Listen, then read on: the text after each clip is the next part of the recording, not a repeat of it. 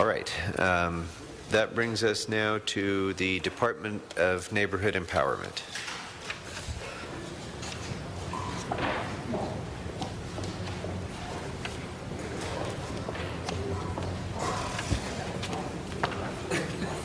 Hey, how are you? Ms. Liu, welcome. Good afternoon, council members. Gracie Liu, General Manager for Neighborhood Empowerment. I just want to thank council members as well as your staff for all your hard work on the budget. I also want to thank the Mayor's office and CAO's office and their budget team. I'm so grateful because they did an amazing job with helping to fund the department and the neighborhood councils to do the work that we need to do. And of course, lastly, I need to thank our wonderful staff and neighborhood councils who have stepped up this past year, and they've done some amazing things. Happy to share that, but I'm also happy to just take your questions. Very good. Thank you. Mr. Englander. Great. Thank you very much. Good afternoon. Thanks for your patience. Oh, yes, of course. You have a lot of patience, so I appreciate it. Let me just say I'm thrilled with the job that you're doing with Dunn. You've just been doing an incredible job with neighborhood empowerment and neighborhood councils, and see you everywhere, all hours, going to all the events throughout the entire city, which is incredible. And I believe with your own vehicle as well. Yes. So with that, a couple things, and I know that's not your request, we've never talked about it, but you literally, and many times in one day, will go from Chatsworth to San Pedro to West LA. And so the first thing is, I'd like to see if there's any way that we can figure out a city vehicle for the general manager of this department. I think it's critically important, and I know you're not asking. You probably won't take it, but I want them to report back on it anyway. I'm thrilled. It's okay. I actually want to save folks time. I did take over the previous GM's car and promptly returned it. So I know you did. I appreciate it, though. You do a lot. It's incredible, and on weekends and every day. I'm thrilled that the Department of Neighborhood Empowerment and the mayor's fully funding, at least from last year's. It's not restored, but didn't take any additional funds away. Yes. Which is a good thing, and fully funding the elections as well. So I'm thrilled with that. One of my concerns is that one of the things that was not funded, and it was in your letter as well, was the $20,000 for the Congress of Neighborhoods, which I think is critically important, as well as the budget day. And so I'd like a budget report back on the ability to restore those funds so they can have those resources that I think are very, very important. And again, I think the work that you're doing is remarkable. I want to also applaud some of the new systems you're putting in place with rolling out the new checking account system. I believe you actually negotiated with Wells Fargo to save the money from the fees they were going to charge as well, and got all of that waived. Yeah, Office of Finance also helped there too. So they went from $5,000 a month to nothing, to zero. That's quite the savings. Yes. Maybe next year they'll give us money. That was great. That would be great. That's a big savings. Yes. And so you got to be applauded on that. But so I just wanted to say thank you for all the support service that you provide. It's critically important to the operation and all of our volunteers as well that contribute a lot of time. I'm glad to see that we're actually not touching their funds this year, which is a good thing. It's the first time in a while, but really appreciate it. So if we can get those report backs. Thank you. Thank you, Council Member. Mr. Put such a smile on my face because we've come a long way from where we used to be, and frankly, neighborhood councils are the base drop in our democracy. Be they elected, appointed from each other, or whatever they're doing, they're there trying to make their community a better place. You all know in my district we have 8 of them, 2 affiliated, 6 aren't, but it's the concept of engagement with the issues of the day that matter. And I appreciate the sensitivity here. I appreciate Mr. Englander's questions, which are exactly what mine were going to be, and I just want to say thank you, thank you, thank you. Thank you, Council Member. Appreciate it. Thank you, Mr. Rosenthal. Mr. LaBonge. I just want to on the challenges and thank you for all the service that the evolution of this very program started over many, many years ago. On the taxation with employees, well, not taxation like taxes, but Employees who represent departments in Los Angeles now have been restricted due to challenges of the budget, Mr. CAO. So the coverage did you get as far as the face-to-face with city employees? Even myself in my district, I've started some of my community meetings at 4 o'clock to try to be able to make it an opportunity for the employee who represents a project to come and have interface. Sometimes your meetings like at Silver Lake go way past 10 or 11 at night, which I think is not good for anybody. But I know they're spirited democracy and individualists and all that stuff. What's your relationship with the departments and how challenging has it been, or do you have a knowledge of that? And being able to get the face-to-face. Honestly, I think that across the city, any department that has to do face-to-face with the constituents is having this issue. We've been trying to team up with other departments to give them a forum at our trainings so that they can reach a number of neighborhood councils at one time, so that we can assist with that. And we try to, if we know of any information from other departments, we put it in our newsletter. We try to let constituents know what's going on. Right, and we have 95, so there's a challenge on that issue there. What's the smallest population? What's the largest, or do you know that? Elysian Valley Riverside has approximately 6,000 residents. This is because that's how it's based on. It's not necessarily stakeholders. Right. And Wilshire Center Koreatown has 95,000. Right. So there's the spirit that's there on that. Well, look forward to continuing to working with you and trying to meet the goals. And Mr. CEO, the only report I want back is because there's many neighborhood groups, whether the official neighborhood councils, the Friends of the Libraries, the police athletic leagues. If you could give at the appropriate time in 3 months, 6 months, a report on all the groups that support, not necessarily the foundations like the Library Foundation and the Park Foundation, but the individual groups, the North Hollywood Pals, the Harbor Area Pals, the Friends of the Fremont Library, et cetera, all the way across, and how that's an important arm of the citizen democracy in our neighborhood councils and how that works, just to see, because what I also have found is a lot of people who have been involved in the neighborhood council movement have reverted back to their neighborhood associations because they sometimes feel they could get more done because they don't have to follow the rules that we have to follow. Involvement is so key, and I just want to have spirited people tell me what they want. As a cinematographer in Hollywood, or as they did in 1974, shoot in Chinatown, they got Jack. This is where we want Jack. This is where we want the sheep to come in. This is where we want up here. What movie was it, Mr. CAO? Sorry, I'm out of... Oh, come on. Chinatown. Man, come on. Right there. Jack Nicholson was right there. Sheep came in right there. There was Mr. Mulray, a.k.a. Mr. Mulholland, and they wanted to stop the water rates. Again, same as they have in the same past. But everything's old again is new again. That's the key, to tell people what they want. And I think there needs to be a report back on how to streamline, how's the information working to departments, and how could it be done.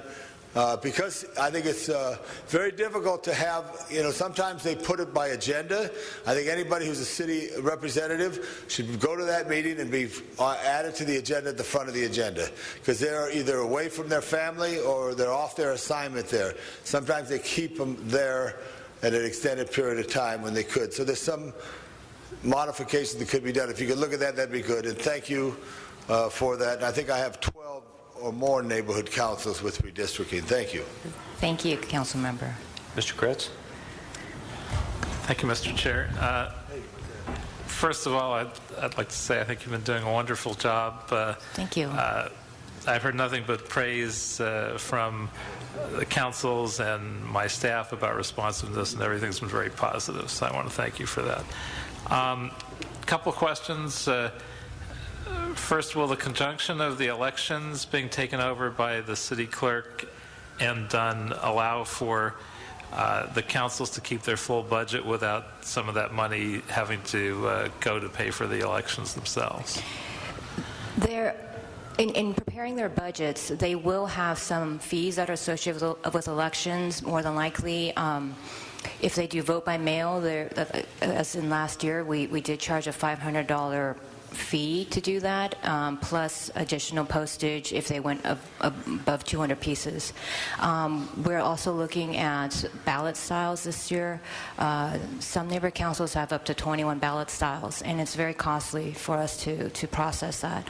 So we'll be asking them to budget. If you over 10 different ballot styles, then each additional one will probably cost you about $100 to add on. If they do outreach specific to elections, they will likely, have to budget for that. And if the location fees go over $200, they will need to pay that difference. The department will cover the first $200. Are there any efficiencies we can look towards to try and reduce those costs? I'm happy to look. I think it's a little it's difficult because there's so many neighborhood councils and there's so much work that we do, but I'm happy to look and see if we can reduce those costs. And I wonder if we could get a report back from the CAO on how it would be possible to find the $20,000 requested for the Congress of Neighborhoods and the Neighborhood Council Budget Advocates. I think that's an important piece and a relatively modest amount of funding.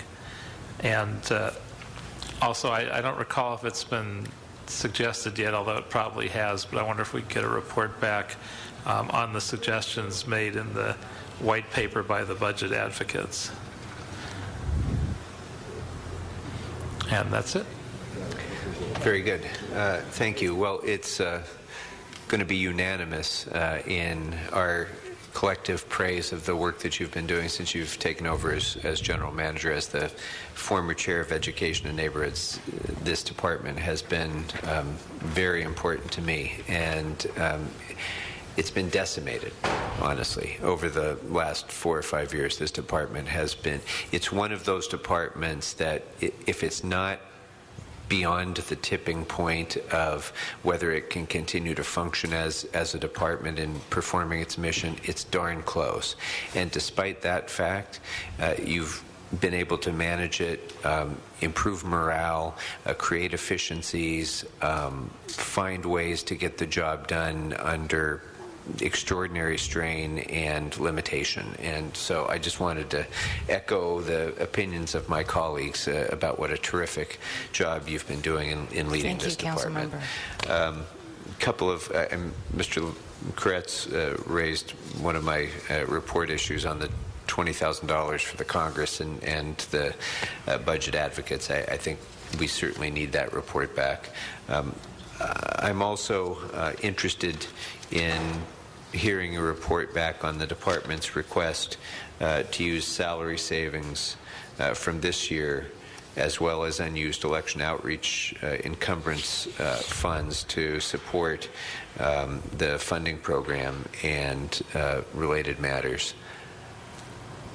I also, though, want to consider if we are going to use unused outreach funds, is that going to impact future outreach efforts for which there isn't a lot of funding either? And I think we've uniformly heard it said among all parts of the city that one of the biggest missing pieces in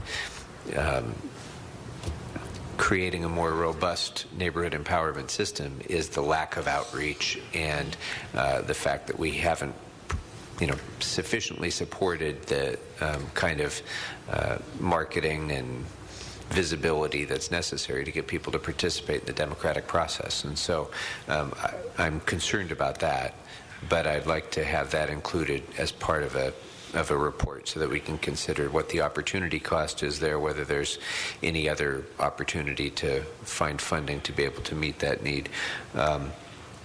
And the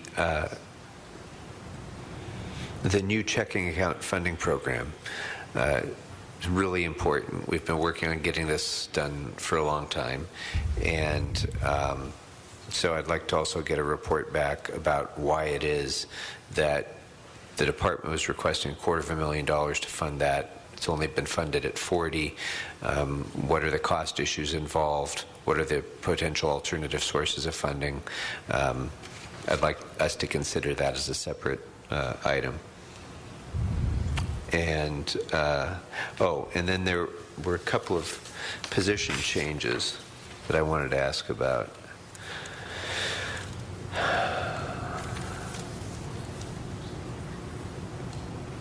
There are 2 filled positions that are being deleted, one of which is an accounting position, and that concerns me given the fact that the department, as I have said, particularly in the accounting function, is right there at the sharp edge of falling over the tipping point as it is. So I'd like to know what the impacts of that will be.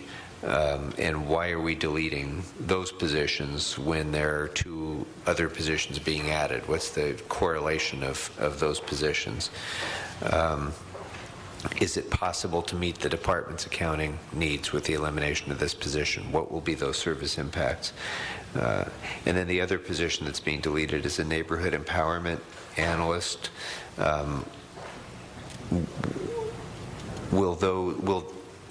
How do the duties compare between that empowerment analyst and the senior project coordinator that would be coming in? Are they going to be the functional equivalent?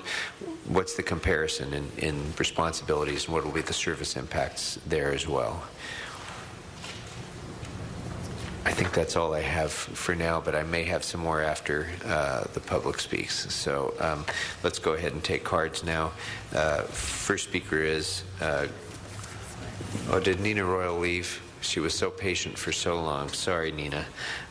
Let's go ahead and hear from Glenn Bailey. And followed by Mr. Handel. Glenn Bailey. In addition to being involved with local neighborhood council, I'm also involved with the Valley Alliance of Neighborhood Councils and the Los Angeles Neighborhood Council Coalition. I do want to acknowledge that it's been an amazing 9 months. Today is the 9-month anniversary since Gracie took over as general manager, and it's been an amazing change for the better in the department in very many ways, and you've heard about some of them. You just look at the EmpowerLA newsletter that comes out every Friday that empowers not just neighborhood council board members, but tens of thousands of other people, hopefully you and your office staff too, about what's going on in the city and how neighborhood councils are getting involved, what they can do, that other neighborhood councils are doing, and how others can learn from that. That's a big step. Getting the compliance with the ethics training has been amazing, and having it very transparent and visible, posted there for everyone to see, has, I think, gone a long way to do that. And obviously the small but mighty staff has allowed all of us together to be able to do this. So I certainly do support the mayors and thank the mayor for supporting the neighborhood councils and not cutting the funding. Again, it's been a 26% cut over the last several years, so it's glad to have that little leeway. And then lastly, on the elections, getting back to consistency for the March to May of 2014 and be able to count on that, I think will help with the stability and not have the unknowing what's going on. I think having that, people to be able to count and plan on that, will be strengthening everyone's efforts in that regard. And thank you very much. Thank you. Our next speaker is Jay Handel, followed by Max of D-Link. Good evening. Jay Handel, Chair of the Budget Advocates. Gracie's done a great job. I mean, there's no question about it. You asked a question, Councilman Labange, about the funding, and Councilman Krikorian, if we take this funding person out, we're really worried you won't be able to handle the funding. I'm really concerned about the NEA that we're losing.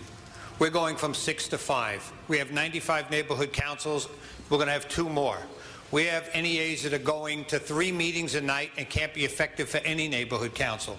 You want to know why the word's not out there? You want to know why the outreach isn't out there? They can't do it. They can't fulfill their mandate under the charter because we keep cutting back the people who are the support. I'm a C4C member. It's a great program put together by your new department manager. I'm one of 10 people. I drive 200 miles a week and go to 5 to 7 meetings a week. No company car, no stipend, no gas, nothing. Why? So we can help this department grow, and then we come here and see you slashing the people that support us. It's insane. If you really want this department to work, ask for a report on reinstating that NEA position, because it's critical to all of us in the system. Thank you. And in fact, I had intended to do that. So thank you, Mr. Handel. It's done. All right. Max, welcome. Yeah, I would just like to say that I found that the $37,500 is woefully inadequate for the neighborhood councils to execute their purpose, mission in the charter. And I think that it's time to start talking about restoring to original funding. Thank you. Next speaker is Joanne Ivanic Garb, followed by Jim McQuiston.